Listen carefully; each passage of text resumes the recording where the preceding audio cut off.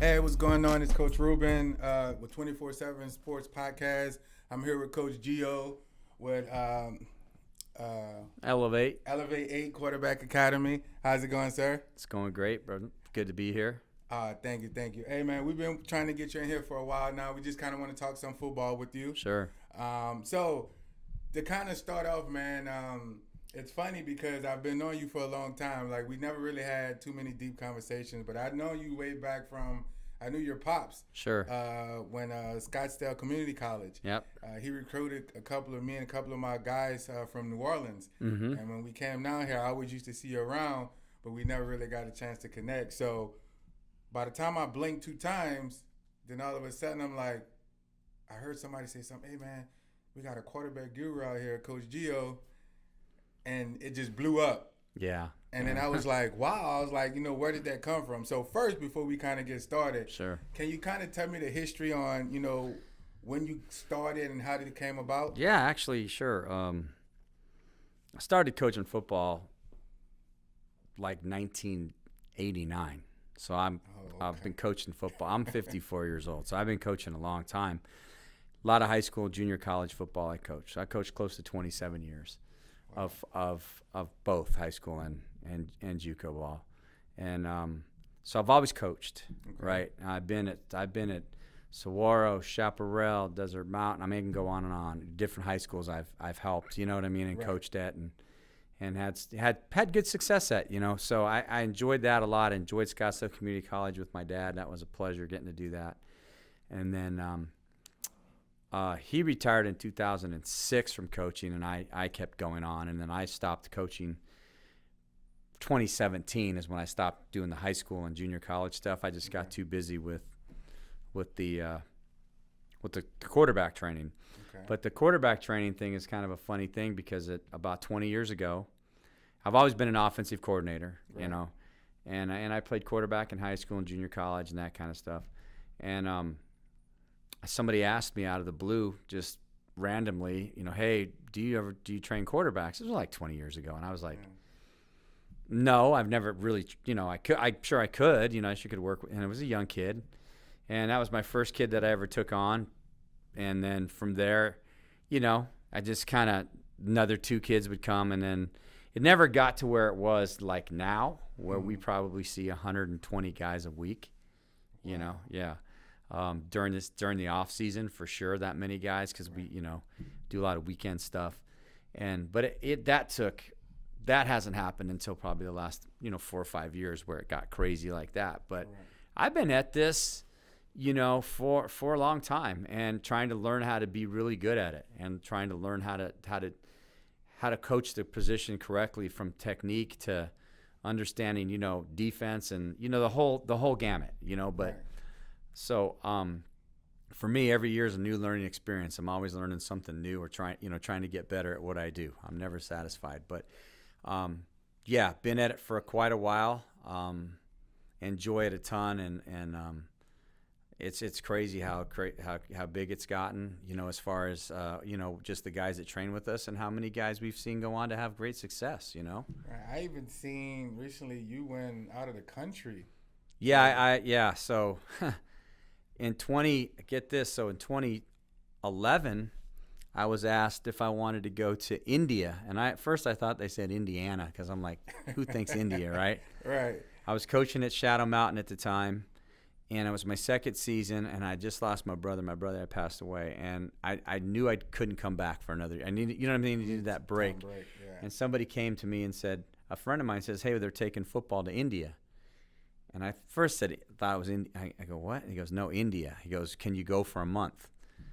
And I'm like, what are they doing? Well, they're taking American football and they're going to start a league out there because in India, I guess that was the fastest growing economy and all this crazy stuff. So I'm just in it for the experience. I'm like, heck yeah, I'll go do this, right? They had already gone there a year before I got there, and they had gone into all the different places and formed like 8 teams. So Delhi, if you've ever heard of Delhi, or Mumbai, or places like that in India, Calcutta, they all had a group of guys, and they brought them all to one place for a month, and we basically taught them football. You know what I mean? And from scratch. From scratch. Wow. Okay. And I became pretty much the head coach of that deal, of that whole league for about a year and a half, 2 years, maybe longer. I did that from 2012 to 2015, where I would go to India, stay for a month, sometimes 2, come home, go, boom. And it's an expensive deal to try to start a football league. You know what I mean? And that wasn't that wasn't me. It's part of that. But you can only imagine how, it costs a lot of money to try and. So the league kind of was, trying to always get investors. And Kurt Warner actually was part of that deal. Never went out there and coached or anything, but he had his name behind it and some of these other guys. But I was in the thick of it. So I did that, and I couldn't tell you what I learned and grew from being in, that place. You just learn to appreciate what you have here so much, when you go somewhere like that, And what a cool experience, right? And then just recently – Switzerland. Yeah, I go to Switzerland once a year now. I got a good friend that coaches out there and brings me out there for quarterback camp. I was just there. When was I there? May? I was out there in May. And then couldn't go the COVID year last year, but I was out there in the year before that I was out there too. So, yeah. So, they play football in Europe. I mean, they have different, leagues and it's more club oriented, but they're serious about it. They love the game out there, and so the quarterback position's growing out there, and usually they usually bring in an American to play that position for them. You know what I'm saying? The quarterback position. But now they're trying to grow more guys, homegrown guys, and save the money to pay the American guys to come in and play the position. But so yeah, got to go around the world to do this, I guess. Yeah. Crazy. Man, been all around the world, man. I've been to Abu Dhabi, Dubai. I've been, like I said, India, Sri Lanka. I mean, Switzerland, Germany. You know what I mean? And all that to coach quarterbacks. Just to coach quarterbacks. I wanted to be a rock star. That's what I did coming out of high school. I decided to go the music route, right? And I thought, and I hammered that away for about 5-6 years. Went at it pretty hard, and we had some success. And I always thought that would take me around the world, not throwing football, right? You know what I mean? So either way, I still got there, right? Still got around it. So did you ever imagine that it would be what it is today? No, because I don't think about big picture stuff. I just stay in the day. You know what I'm saying? I try to stay in the day, stay in the moment, try to do the right thing for people, especially in this business, in the training business. You know what I mean? Right. And try to and try not to ever take advantage of anybody or you know what I mean? Those kind of things, which happens a lot in this deal. And I just before you know it, I mean, it's just grown and grown. And we've got a lot of kids out there that want to learn how to play the position. You do it on all levels, right? I do it all the way down. College, I've done NFL guys. Pros. I've trained Kaepernick before in 2015. Yeah, for a few months he was down here. Wow. Tim Tebow in 2013, I think. Worked with him for a while. So I've done some pro days. Taylor Kelly was a quarterback at ASU, did his pro day. Malik Zaire, Brogan Robach, guys like that. So I've got to do that kind of stuff, which is kind of cool. Just get these guys ready to throw in front of the scouts. So Brian Lewerke's another one of my guys. He's with the Giants now. He's on the practice squad, but I mean. He's a recent guy. We didn't get to do a pro day because that's when the COVID thing hit. Yeah.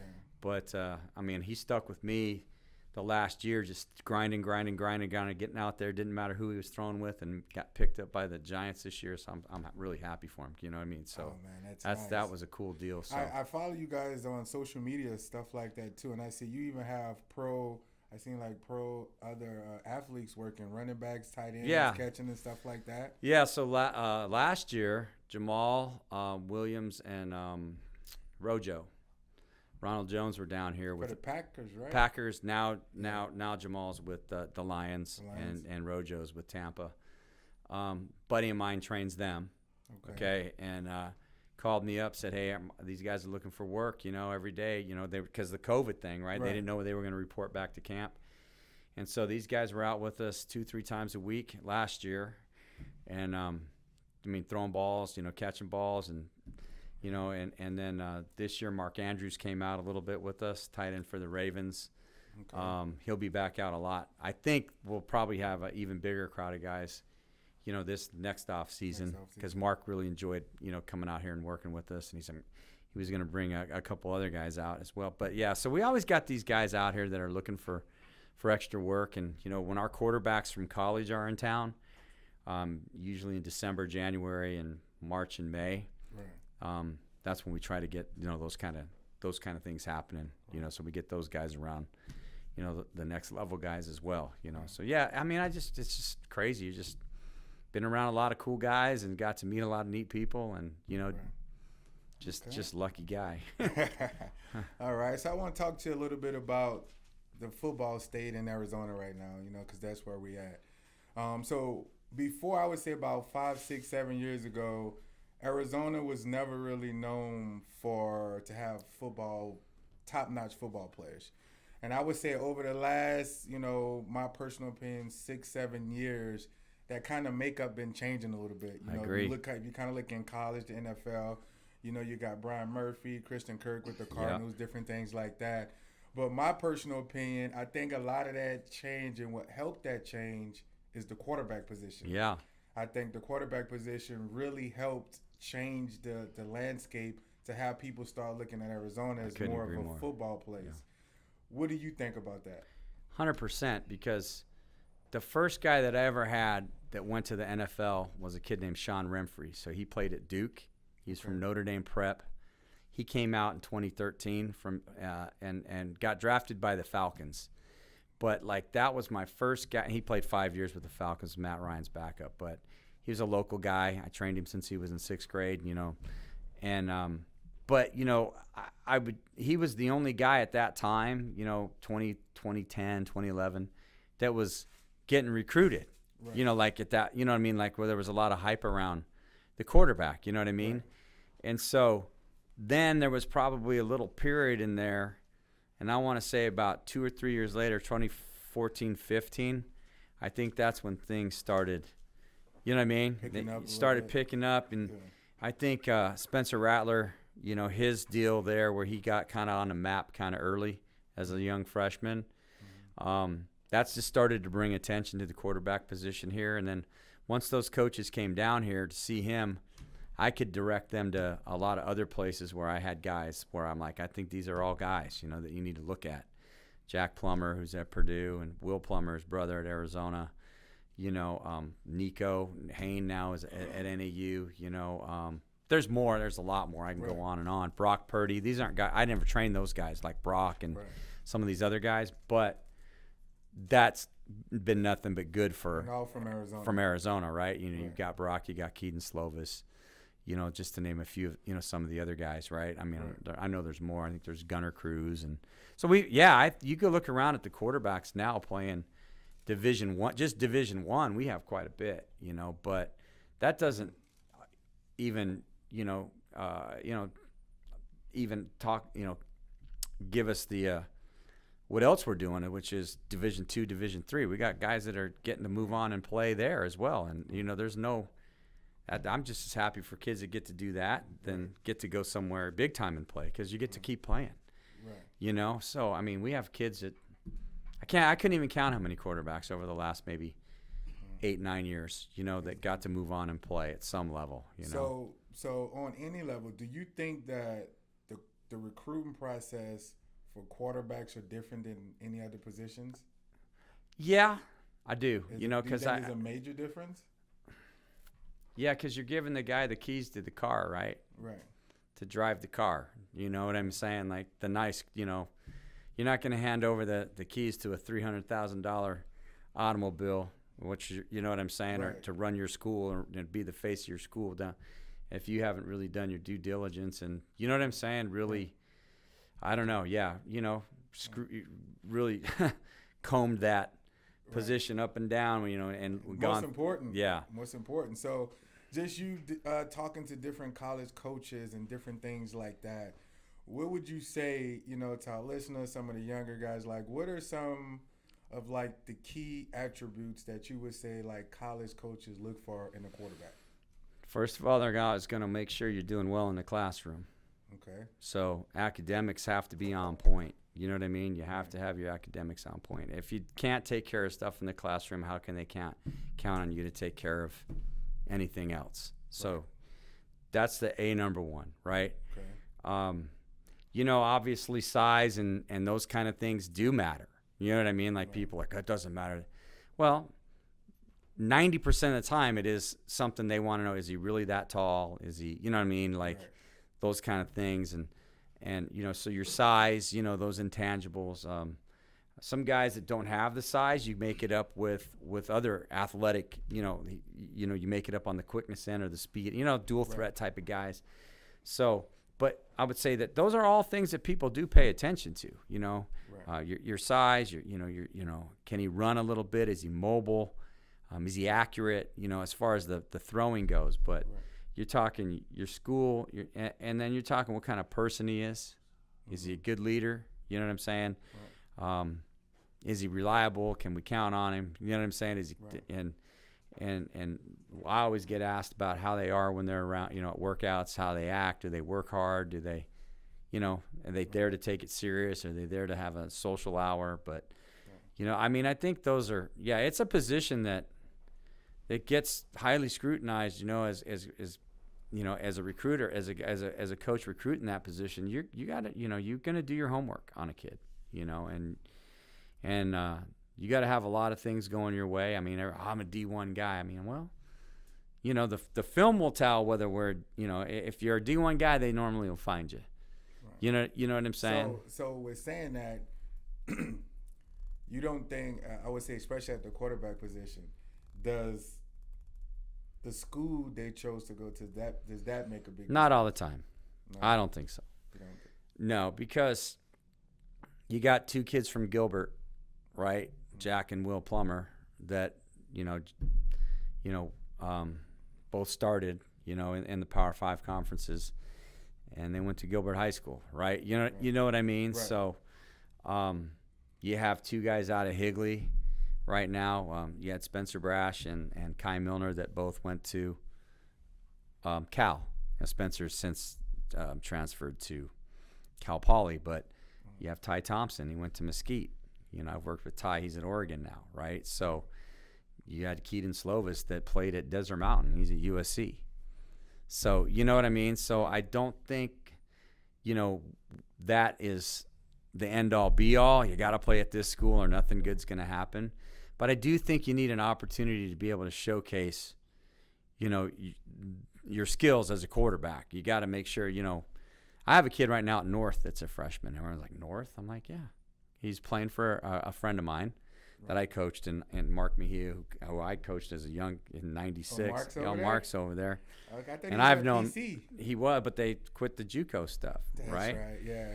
And so we sent this kid over there, Luke, who's 6'4", as a freshman. You know what I'm saying? He's got all these things already going for him, and we're like, hey, you don't need to go bang your head at these other places. If you could probably go over there, be a 3 or 4 year starter. When the scouts come into town, or a lot of the guys come in, they'll call me, hey, Gio, where do I need to go? They do a lot. Like, what schools do I need to go to? I'm here. Where should I hit? And I'll tell them, go to North. And they'll go. They'll go over there and take a look at the kid. Or I'll say, go to Mesquite or go to Sunny Slope. Right. How do you think they, we're over there watching Nico, right? They would have never thought to got off the plane and go to Sunny Slope. Right. Ironwood, Will Haskell, right? So, those were all things that I was able to help with, like, hey, go to this school, right? I got a guy here, I got a guy here. And they go over there and they work them out, and, they watch them at practice and watch how they are. And so, that's a big part of the process for me is if I can help you in any way, shape, or form, I'm going to help, you know what I mean? But which guys kind of have what the other guys are looking for right off the bat. You kind of know, as you go deeper into this thing, and the more time I spend around a guy, I'm like, yeah, he's probably a D1 guy. Oh, he's probably a D2 guy. He's probably, so with that being said, so if a parent's coming to sign a kid up and participate in your quarterback academy, how's that conversation with that parent? Like, I don't ever make any promises or guarantees to anybody about anything. You know what I mean? Ever. I can't tell anybody.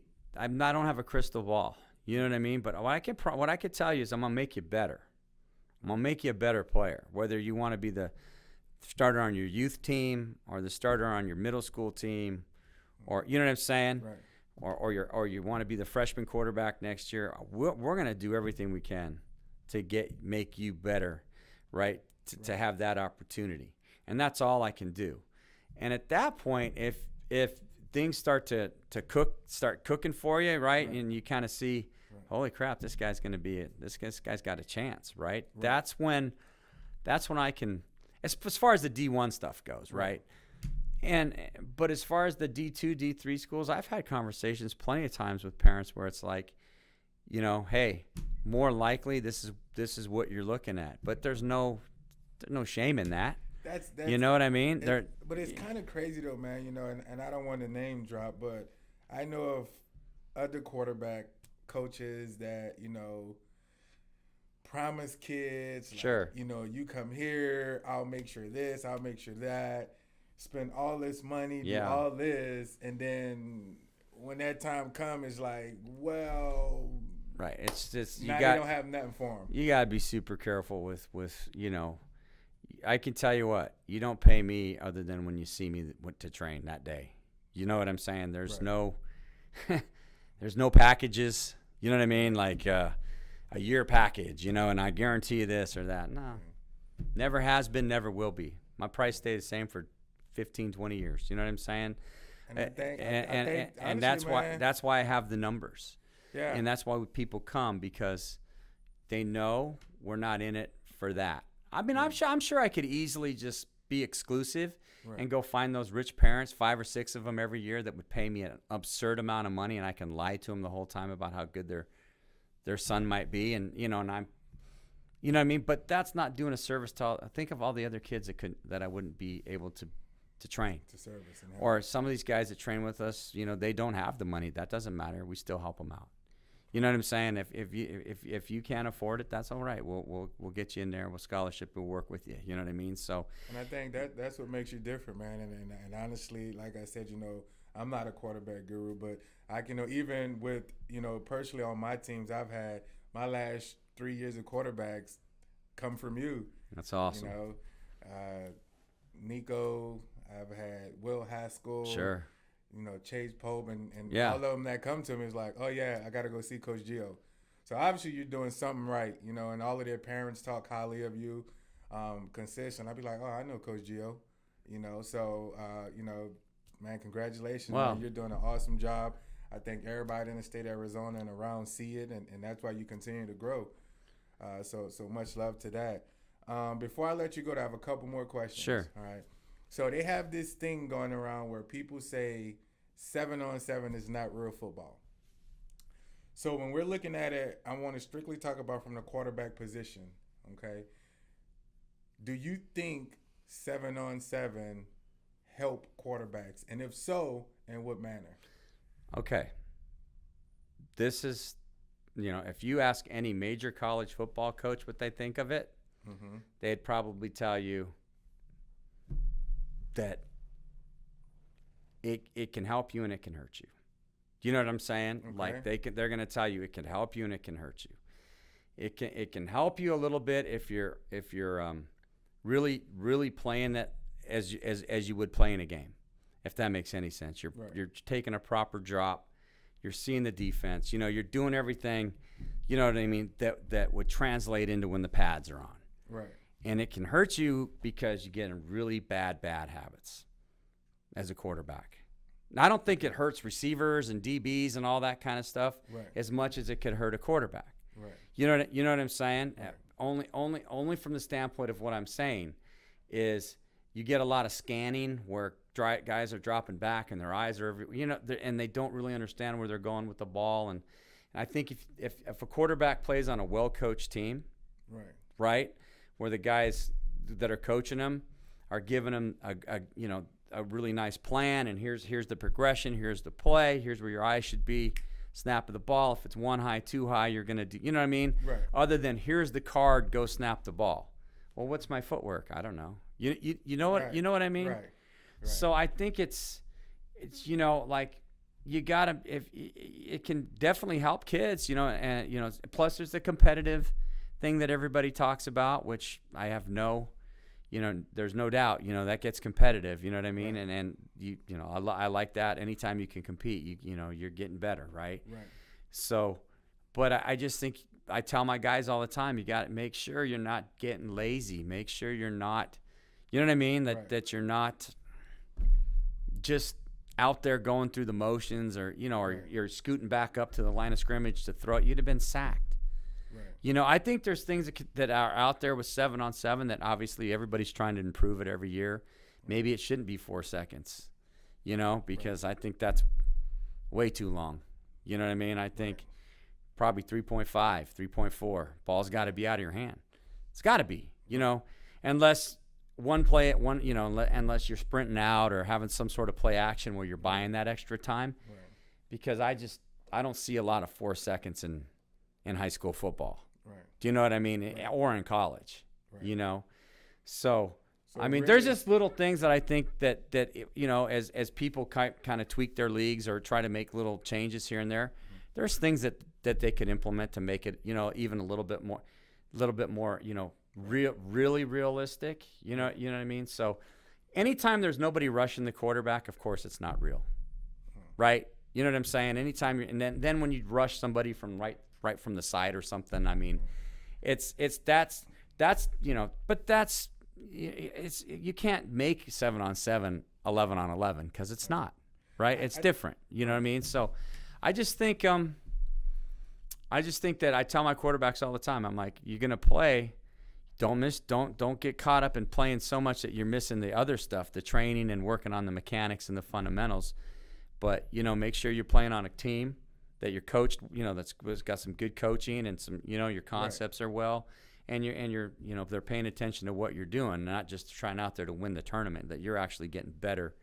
You want to leave there getting better. You know what I'm saying? As a quarterback, you know what I mean? So, there's definitely some pluses to, you know, and just as much as it could be, like you said, there could be parts of it that, you know, shoot, you know, we're getting worse because we're not doing our footwork right and all this kind of. But there's other, you know, so like you said, so I guess the best thing to look at it is, you know, for coaches, is if you want, especially from the quarterback position, you know, if you're really there to help this guy and to develop him, right, you know, it has to be more than you just winning a tournament. I truly believe that, because I'll tell you something funny. So the last 2 years I've coached a youth Firebird football team, 10U last year, and we moved up to 11U. State champs 2 years in a row. We just won this championship again on Saturday. My 11U's unweighted. My quarterback this year was 100. This is an 11-year-old. Mm-hmm. We threw the ball 148 times. That's a lot for youth football, right? For 11 years. Completed 100 passes. That's 70%. He threw 30 touchdowns and 3 interceptions. Okay? As an 11-year-old. That's tackle, 11-on-11 rushing. We've gone in and played some 7-on-7 tournaments and got smoked. You know what I'm saying? And got beat by teams that's all they do is do that. And that's where you'll get me to say, it ain't real. Come play me with pads and we'll put a beating on you. Because it's different. Right. You know what I mean? And people are like, why don't you guys play a lot? Because it's really probably not going to, our stuff isn't designed, it's, you know what I mean? We're not coming up with a 7-on-7 playbook. You know what I'm saying? Right. So, I mean, I wanted to experiment with youth football to see if you could throw the ball 150 times, 200 times in a season, and how it went. Well, we won the state championship. The quarterback's unbelievable. This 11-year-old. He was a 70% completion. Can you give us his name? Yeah, Jake Pilarczyk. He's a stud, 11-year-old. I've had him for 2 years. I started training this kid when he was 5, so I've never trained a kid that early. Mm-hmm. And the only reason I coached the team last year is because it was COVID. There was nothing to do. Right. And they said, hey, Jake's the quarterback. I'm like, all right, I'll come help. Right. And they're only 10. And our play calls are like a college play call. So it's like black right, river macho, Daytona X shallow T rail. That's what we're calling with 11-year-olds. Wow. And they're running it. They understand the river call and the macho calls, the pass protection call. They understand the formation. They understand where they're supposed to be on their landmarks, on the routes. You know, Jake understands if it's man coverage, what side he's going to. If it's zone coverage, what side he's going to. And nobody has a chance. 2 weeks ago in the semifinals, he was 24 for 32 for 291 and 4 touchdowns in a youth game, in an 11-year-old game. Wow. Yeah. So that's why, like I've been, hey, you guys need to come play. Well, we'll come play in a couple of tournaments. You're probably going to beat us. Right. And everybody wants to beat us, you know, because, it's Gio. Want to be. But we'll play you with 11 on 11. Right. You know what I'm saying? And, you know, it's a little different, right? You know, right. You know what I mean? Because I'm not going to go and design a whole playbook to win a tournament. Like you said, I want my guy to get better. Right? So as long as he's getting better, if he can go play in that tournament and see things, you know, see things a little clearer picture because he doesn't have the lineman in front of him, and he can see that and he can process information, then it's a benefit, right? Then he's learning. But if he's just got a card up there and doesn't really, and coach, here's the play, and the kid just drops back and he's, you know, looking around and you know what I mean? That doesn't help anybody. Right. You know what I mean? That doesn't help him at least. But he then with about 3.4 seconds gone, he chucks it down the middle and you catch it. You're sacked. you know what I mean? Right. But that's the other thing I worry about. It's like just the biggest thing with 7-on-7 with my quarterbacks. I'm like, don't throw the ball late. You know, with time running, because that you can't do that for real, right? Just eat it.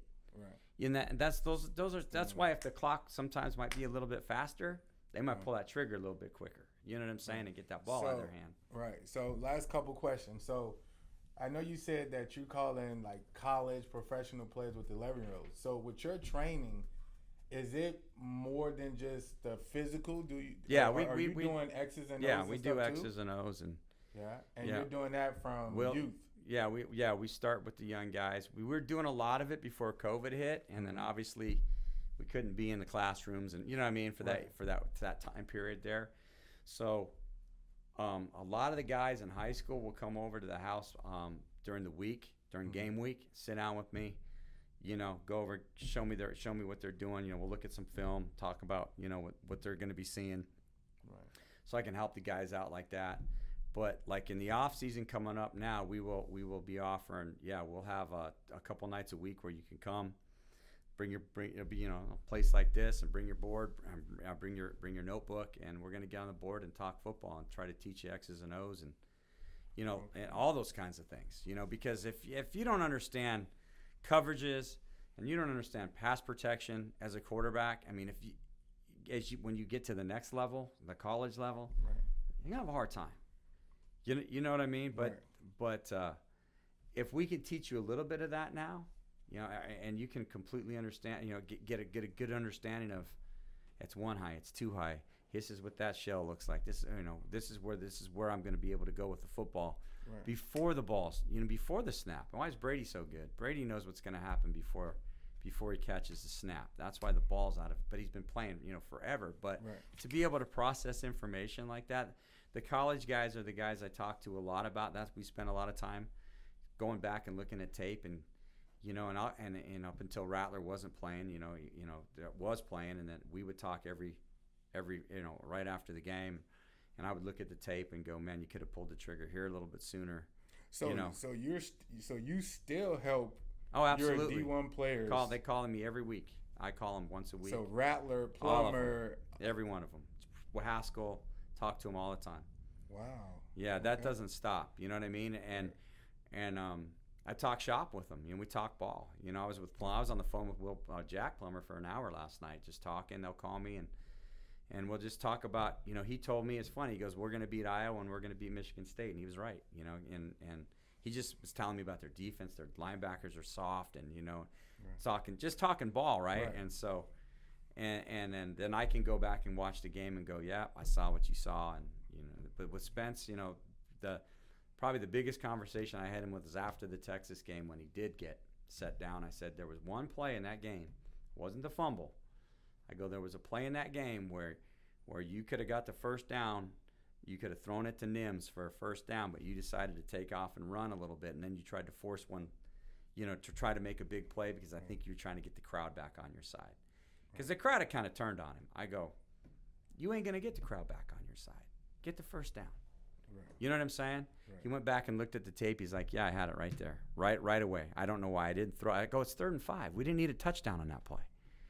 You know, those kind of things like that if I can at least talk to them, you know, after a game and reiterate, maybe they were told that or not. But a lot of times I'll tell Spence and Jack stuff. They're like, you're right. You're right. I see that now. You know, it's like they got down 14-0 with 1 minute gone in the game, the Texas game, if you remember. Oklahoma got down. You know, Spencer's down 14-0. I go, Spence, how much time was left in the game? He goes, 59 minutes. I go, yeah, was there any reason to panic? He's like, probably not. I'm like, no. I go, if you were told before you got on that field at pregame that it was going to be 14-0 and you already knew it, would you panic? He's like, no, I wouldn't have panicked. Right? I wouldn't have pressed. You know what I'm saying? Right. And I said, if there was only 59 seconds left and you're down 14, now it's time for the panic button. Right. But these are all things that I can now go back. Yeah, I've been in every possible game. I've won games. You know, junior college, right. You win games you shouldn't win and lose games. How did we lose that game? You know what I mean? It's just – so I've seen everything. I don't think there's anything I haven't really seen or experienced. And so if I can share that, you know what I'm saying? If I can share that perspective with the guys of like, hey, next time you're down early, forget about it. Right. You got 59 minutes left, man. You think they're going to score a touchdown every minute? You know what I'm saying? They're not. You know, you know, so those are the things that I love to do. I'll talk to the high school guys too. You know, they'll send me their tape. I'll look at it, and you know, the one thing I will tell guys that are making their highlight tapes, man, make tapes of you. You know, obviously making plays. You know, and being a being a playmaker, but you know, don't. Make sure you're getting throws in there where you're throwing on schedule. I see so many highlight tapes where kids they're just running around the whole time, and they could have thrown the ball, like right when they caught it, they could have got the ball out of their, you know, like what are you looking like? Coaches see that, like why is he running around every single play? And it might be a spectacular play, right? But make sure that you know you're putting those plays on there that you're staying, you know, the slant on time and the out route on time. So those coaches are looking more. Not more or less along the athletic plays, you running around, but more of, you know, an hour when you're breaking on the post, when you're breaking on the I'm slant. just as impressed with that, with the, you know, it comes out of the break, boom, ball's on him, than I am when you're running around. You know what I'm saying? And extending plays. I guess the biggest thing, like I said, I see when I watch all these, especially young kids, right? It's like they're never thrown on time. They catch the ball, and I don't even know if they know what their footwork is, right? And then they drop around a little bit, and then they scramble, and then they throw. And I think the biggest thing for young quarterbacks to learn how to do is to and I talk about it with our guys that train with us, is to get the ball where it's supposed to be on time. You know what I'm saying? Understand what your footwork is. Understand where the ball is supposed to, you know, all those kind of things. And I know that I got off on a little tangent there, but I was just thinking about – you know, because I get asked about highlight tapes a lot. What should I put on my highlight tape? And well, you want to put those flashy plays up front because that coach is going to watch that for 30 seconds, right? And so after 30 seconds, he's going to go, let me see more.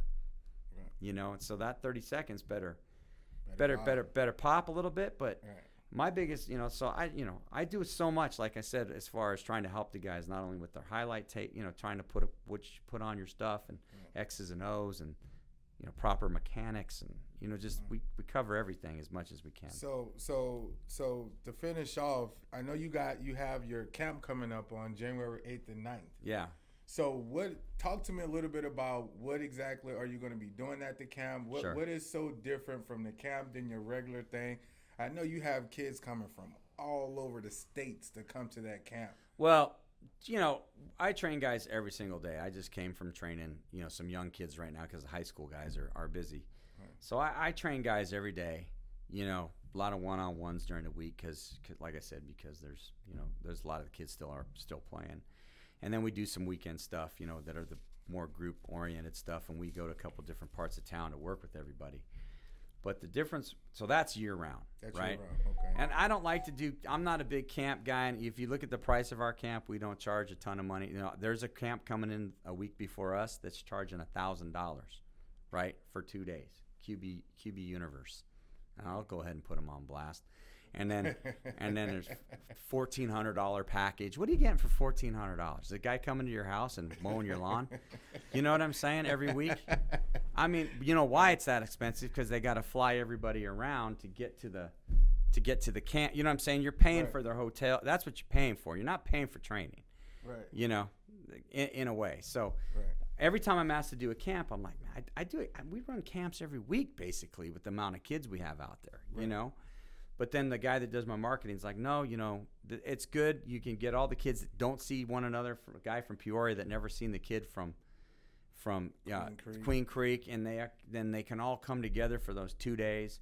Right. And what's different about it is I bring in some other coaches from around the country to help, guys that I respect, you know, guys that do a great job coaching. They come in and help, and then we bring in all the guys that are in college, you know, or going to be in college. So we'll probably have close to 22 guys, college of our guys back, helping us out at this camp. You'll have Rattler, you'll have the Plumbers, you'll have Kai Milner, you'll have Ty, you know, you'll have all these kids that'll be back, and they work a station, and they coach the kids.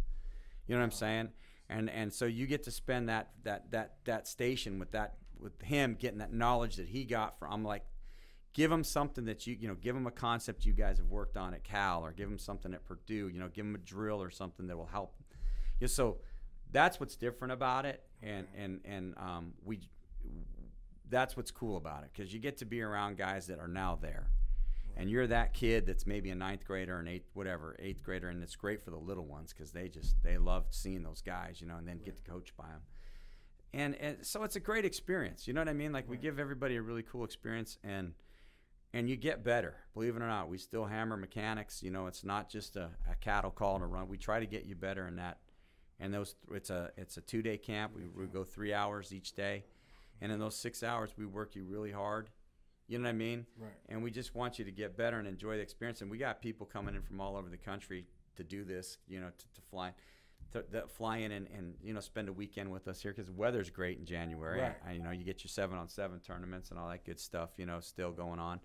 So I didn't do it this year on the same weekend as the Martin Luther King one. I was like, I'll stay. Red Zone. I'm going to make sure he had his day right there. You know, they got their day without me having to you know, the hassle of our guys having to try to do both. You know, so we bumped it up, and you know, want to be accommodating. You know, I do care about other people's stuff. Right. You know what I mean? I really do, and because I know everybody's trying to do their best they can for the kids, and when I see that, I want to make sure that we're never getting in the way of somebody, you know, that's trying to do the right thing. You guys, to me personally, and I've been around for a while, even though coming from down south, I would say your Elev8 Academy and Red Zone are the two as biggest, far as football-wise, that I think that gives back to the community and really does it for the kids and help the kids out. So, man, that. I really appreciate you coming, man. I got one last thing for you. So, I know you work with a lot of them. Sure. So, if you look back at all of the quarterbacks you worked with before, give me two or possibly 3 quarterbacks from the first day they came out there, you just knew they had it. That they were just that special talent that you just knew that they were that guy. I got Spencer as a 6th grader and was like, wow. You know what I mean? Like, this kid's like, he had it. He's pretty good. Yeah. Right? You're like,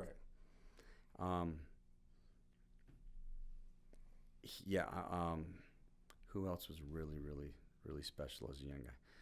I'm going to tell you right now, Sean Remfrey, that played at Notre Dame Prep, played at Duke, and then was with the Falcons. And now he was early. I started training him in 2005 or 6. Okay.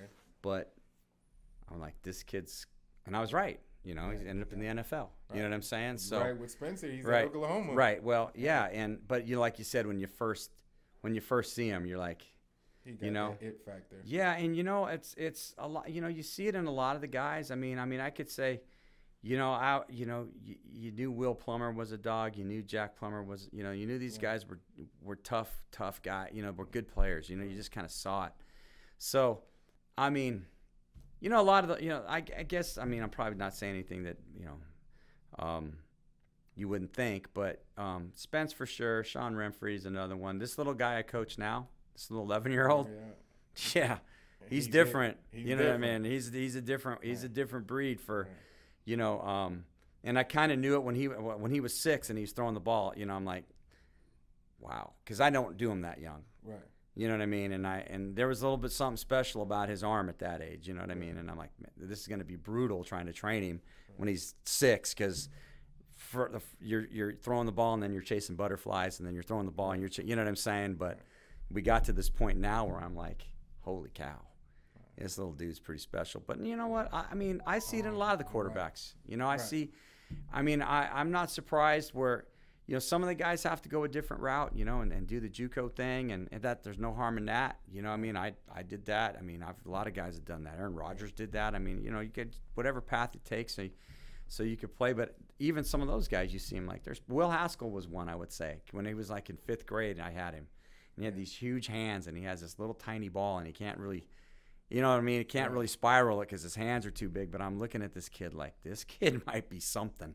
Yeah. And he turned into something. You know what I mean? I work with him a little bit on the 7s teams, and I was just more impressed about, you know, just his poise and his knowledge of the game. Not really his athletic ability. His athletic ability was crazy, but just the poise is the word. Things. That's a word I think is not used enough for quarterbacks, like you said. That poise. Yeah, and you know, just seen it, you know, and it's like he's ready for anything. Right. So I'm definitely looking forward to him, see what he's going to do. I think he's going to think it's going to be big. Right. Yeah, I do. So if any quarterbacks are looking to get a hold of you, if they don't know you, what's the best way to get a hold of you? Instagram, Elev8 QB Academy, Twitter, DM me, Facebook, you know, we're on there, you know, and just my phone number's up there. You know, you can text me directly, or usually the contact's my media guy, and my media guy then, you know, gets a hold of me, and I'm not, you know, and I'm able to